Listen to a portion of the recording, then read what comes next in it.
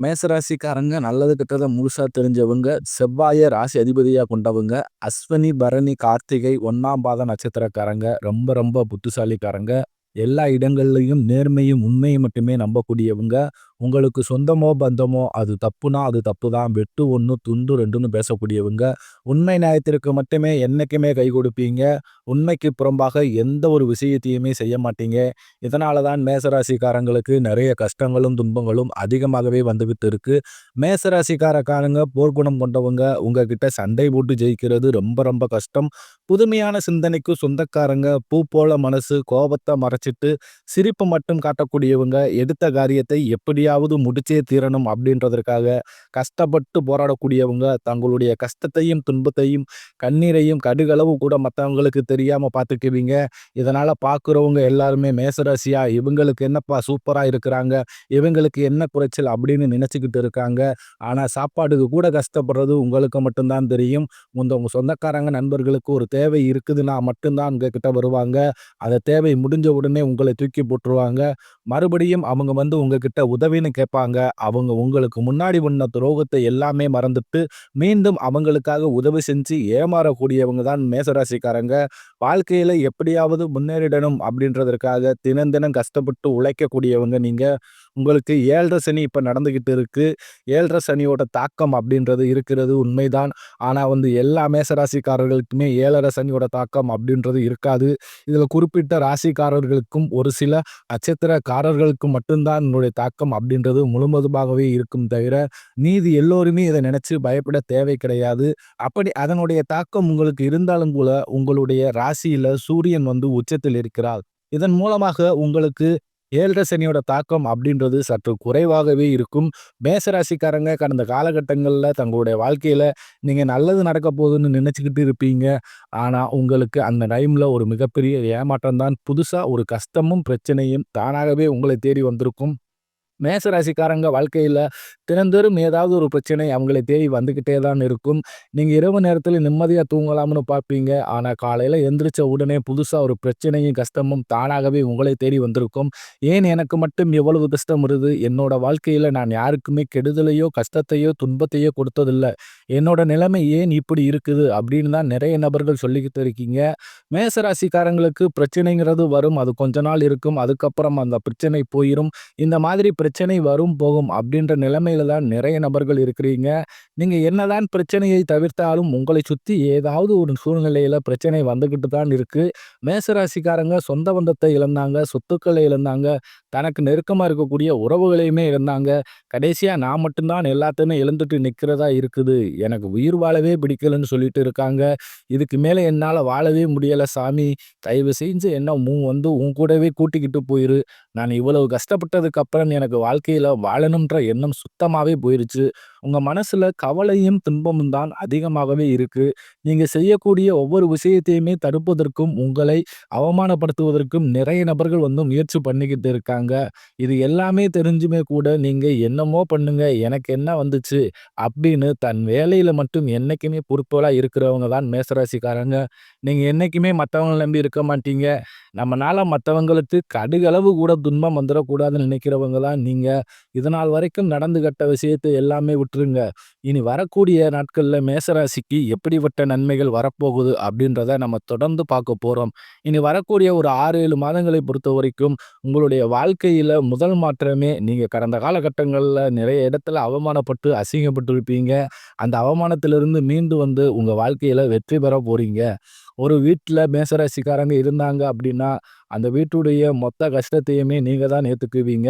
இனிமேல் மேசராசிக்காரர்களை எதிர்த்தவர்களுக்கு இனி அழிவு காலம்தான். இனி வரக்கூடிய நாட்கள்ல இருந்து உங்களுடைய தலைவிதி அப்படின்றது முழுவதுமாகவே மாறப்போகுது. இந்த ஜூலை 8ஆம் தேதியிலிருந்து உங்களுக்கு பார்த்தீங்கன்னா, 5 கிரகங்களுடைய சேர்க்கை ஒன்றாக இருக்குது. அது மட்டும் இல்லாம சுக்கிர பயிற்சியோட பலன்களும், குரு பயிற்சியோட முழு பலன்களும் உங்களுக்கு இந்த ஜூலை மாதத்திலிருந்து ஸ்டார்ட் ஆகுறதுனால நல்ல ஒரு முன்னேற்றத்தை கண்டிப்பாக மேசராசிக்காரங்க உங்க வாழ்க்கையில பார்க்க போறீங்க. ஏன்னா கடந்த காலகட்டங்கள்ல உங்க வாழ்க்கையில தொழில்ல பிரச்சனை, குடும்பத்தில பிரச்சனை, தொழில் செய்யக்கூடிய இடத்துல பிரச்சனை, மேல பிரச்சனை வந்துட்டே தான் இருந்திருக்கும். இனி வரக்கூடிய நாட்கள்ல உங்க வாழ்க்கையில் நீங்க எதையெல்லாம் இழந்துட்டு கஷ்டப்பட்டு இருக்கீங்களோ, இது அனைத்தும் பெறக்கூடிய ஒரு காலகட்டமாகவே பார்க்கப்படுது. கடந்த காலகட்டங்கள்ல நல்ல ஒரு வேலைங்கிறது கிடைச்சிருக்காது. மேசராசிக்காரர்களுக்கு நீங்க படிச்ச படிப்புன்றது வேறையா இருக்கும். ஆனா, இப்ப நீங்க சம்பந்தமே இல்லாத ஒரு வேலைய செஞ்சுகிட்டு இருப்பீங்க.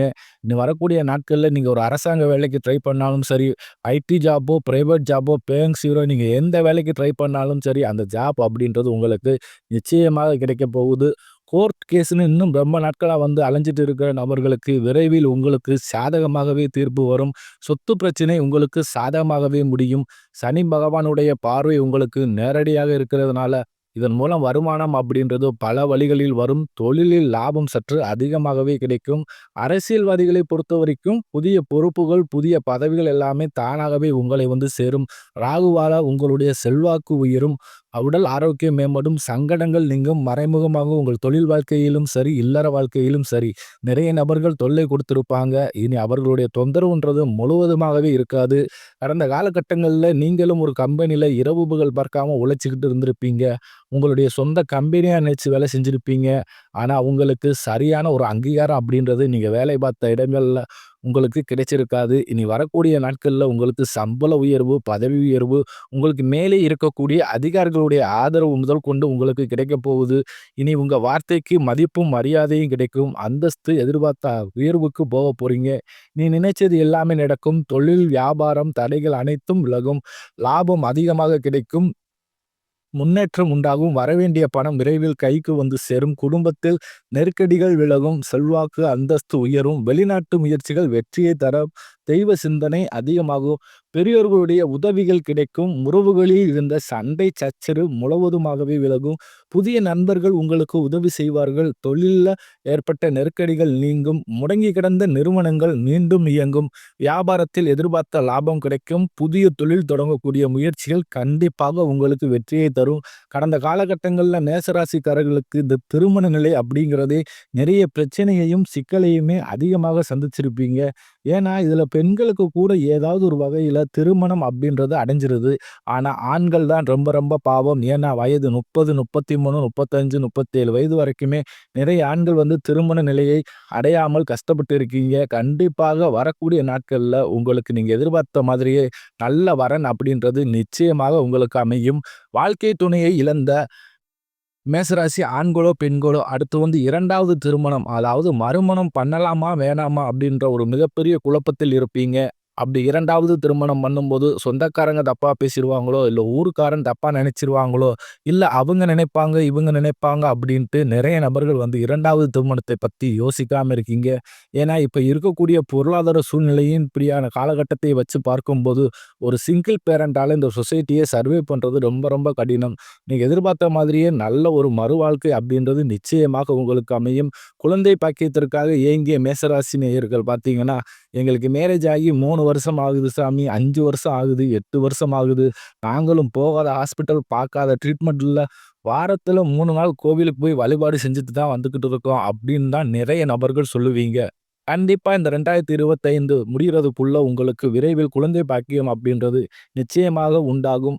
பிரிந்திருக்கக்கூடிய கணவன், மனைவி எல்லோருமே மீண்டும் ஒரு முறை ஒன்றாக சேர்ந்து பேசக்கூடிய வாய்ப்பு கிடைக்கும் பட்சத்தில் கண்டிப்பாக இருவரும் ஒன்றாக இணைந்து வாழ்வீங்க.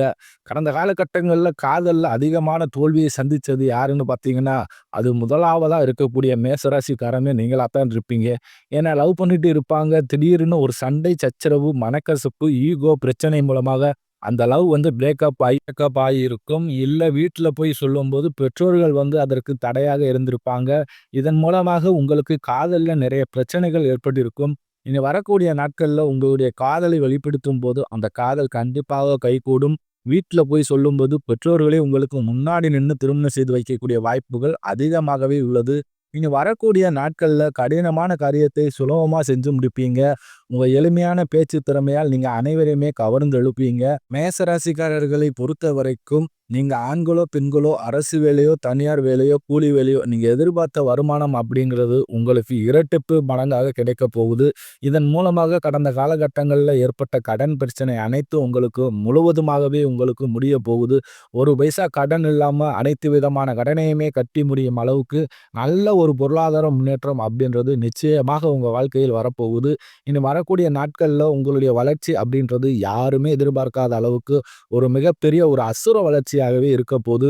உங்களுடைய சொந்தக்காரர்களும், நண்பர்களுமே பார்த்தீங்கன்னா, உங்கள் மீது வந்து பொறாமை கொள்ள போறாங்க. என்னடா நம்ம கூடயே இருந்தவன் திடீர்னு கார் வாங்கிட்டான், பைக் வாங்கிட்டான், வீடு கட்டிட்டான், கல்யாணம் பண்ணிட்டான், பிசினஸ் ஸ்டார்ட் பண்ணிட்டான் அப்படின்னு உங்கள் மீது வந்து வன்மத்தை செலுத்தப் போறாங்க. உங்களை பத்தி வெளிய போய் புரளி பேசப் போறாங்க.